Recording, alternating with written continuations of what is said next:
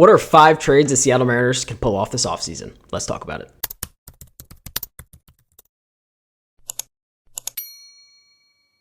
So I'd asked you guys over on my X account, if you guys were Jerry Dipoto, what are some trades you would make this offseason? So all the trades that you will see in this video are by you guys, the fans, and you guys are telling me what trades you think the Mariners should really pull off this offseason. And you're going to see a very common theme amongst a few of these that Luis Castillo is the main trade piece. So I'm going to go over the 5 that I felt like were the most realistic, as well as 2 bonus ones that I kind of just want to have a discussion about. So thank you guys for your comments and your trade ideas, and let's get into it. So starting with this one, if I'm going to trade a starting pitcher, I'm looking at Boston, Mayer or Anthony, Baltimore, Mayo, Kerstead or Westberg, or LA, Rushing. With any pitching trade, then I would like to restock the rotation with either Anderson or Fedde. So just to give a little bit of background on what he is referring to, so Mayer or Anthony are the Boston Red Sox number 1 and number 2 prospects. Baltimore, Kobe Mayo is their number 1 prospect, as well as Kerstead is a guy who's played a little bit of major league time, who hasn't been too great during his time, but he does have 129 ABs in the major league level with a 248 batting average. And Jordan Westberg is a very well-established player. He has 624 ABs at the major league level with a 263 batting average and 21 home runs. While Dalton Rushing is the LA Dodgers number 1 prospect, he is a catcher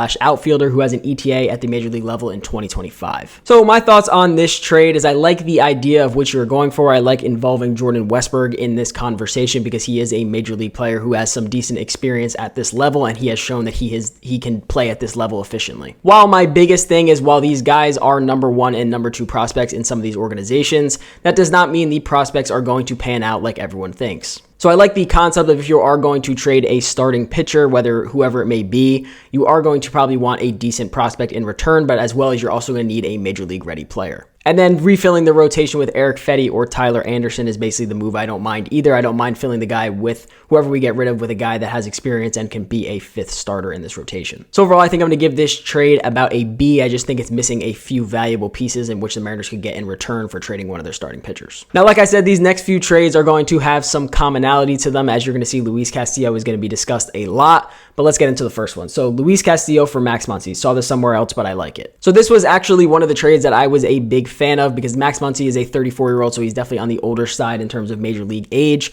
but he has been a very valuable third baseman for the LA Dodgers for most of his career. And even this year, in a year where he was struggling with injuries, he played in 73 games with a 232 batting average, a 135 WRC plus, and a 2.3 WAR. If you're expecting a high batting average from Max Muncy, you're not going to get it. You're going to get a lot of power and a very good defensive third baseman. Now, in terms of their contract money, and like I said in previous videos, I am not a contract expert, but Luis Castillo is basically average annual value is $21 million, while Max Muncy is on a AAV of $12 million. So there is kind of it's not a bad deal for the Dodgers at all. They're just going to be gaining $9 million, and the Mariners are actually going to be saving money in this deal. But I do think the Mariners should look into possibly getting like a lower tier prospect in return during this trade. But overall, I give this trade a B+ / A-. I think it is missing a little something, but I like this kind of trade straight up. I wouldn't complain if this really happened. Now, one thing that this next tweet is going to discuss is Luis Castillo does have a no trade clause, so he is the only one that can waive that. Otherwise, he will be a Seattle Mariner, and if he doesn't go and waive that no trade clause, he will be a Seattle Mariner in 2025 at least. And this one says, as I have said, I like the idea of moving him for Nico Hoerner, Gold Glover at second base that is a contact hitter and can run.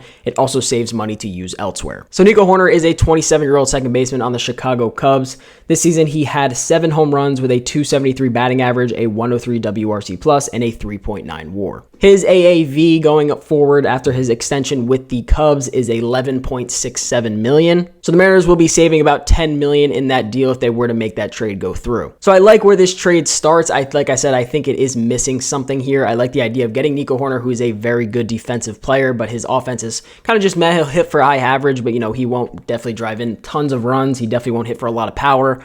But nonetheless, he will be a guy that, the Mariners don't really have a lot of, and that is guys that hit for really high average. But I think Luis Castillo's value is definitely higher than just Nico Hoerner for his trade straight up. I definitely think there needs to be maybe a lower level MLB player in that trade, or maybe even a really high prospect. But I do like the idea of it, so I'm going to give it a B+.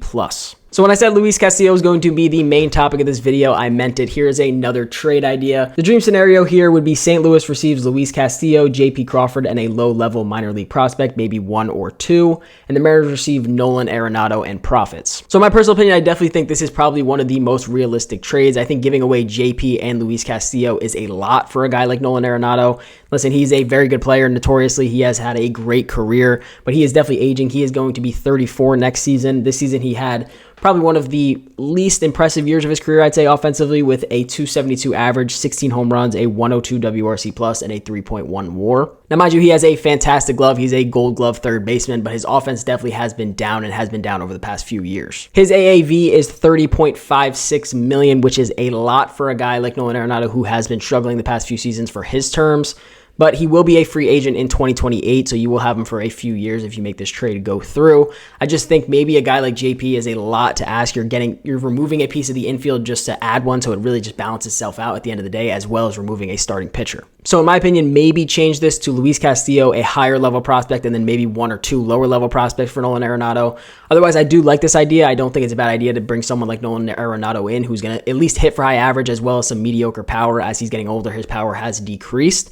But otherwise, I do like this trade idea. I think it is going in the right direction, and for that reason, I'm going to give it an A-.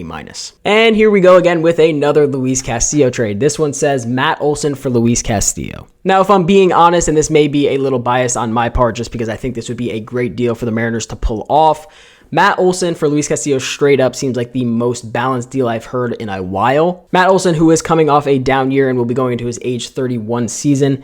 His down year, though, is obviously 29 home runs, a 247 average, a 117 WRC plus, and a 2.6 WAR. We know Matt Olson has had insane seasons in his career, especially I think last year he had like 54 home runs.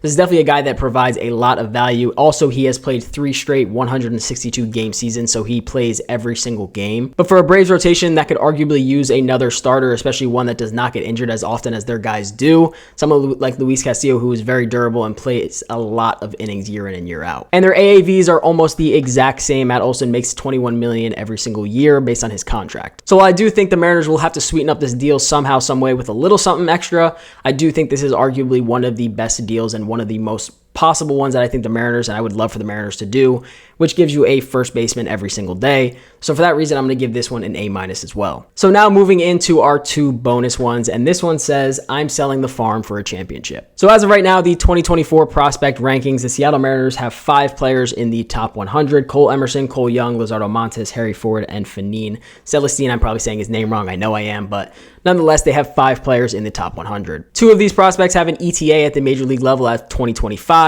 2 have a 2026 ETA, and 1 has a 2028 ETA. As you guys have probably heard me say before, I am not a huge fan of prospect hugging because I believe, especially the value some of these guys offer to other teams, I think that the Mariners could really go out and get a legit bat for some of these prospects. Now, don't get me wrong, there are a few prospects in my mind that I really think the Mariners should keep and really just ride out to see how they perform at the major league level someday. But I do think there are a few that I would be fine parting ways with and trying to get a more major league ready bat for next year. So obviously this one is not much of a trade, so I'm not going to give it any grade, but I do like the concept of trading prospects for a major league ready bat. Now for our last bonus one, this is one that I think I very much agree with, and that is not trading any starting pitcher unless it's Castillo. Don't think M's need a blockbuster trade to get to the next level. They need J-Rod to be a superstar all season, not just at the end. Robles to stay at the same level, and the rest of the guys stay same level. Improve infield bats, less fielding, first and second base. So I am actually very much in favor of this. I do not believe the Mariners need to go out and get any crazy player or spend any crazy money. Now, do I wish they would? Absolutely.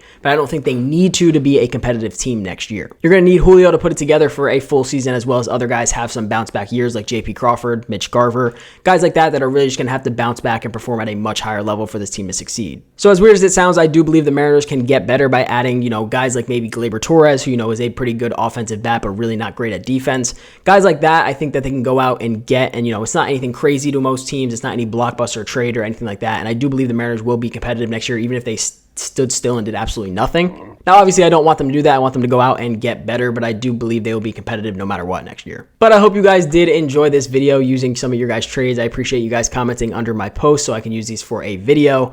But otherwise, I hope you guys did enjoy the video. Let me know which trade was your favorite or which one you would make an adjustment to. Otherwise, I hope you guys did enjoy the video, and I'll see you guys in the next one. Peace out.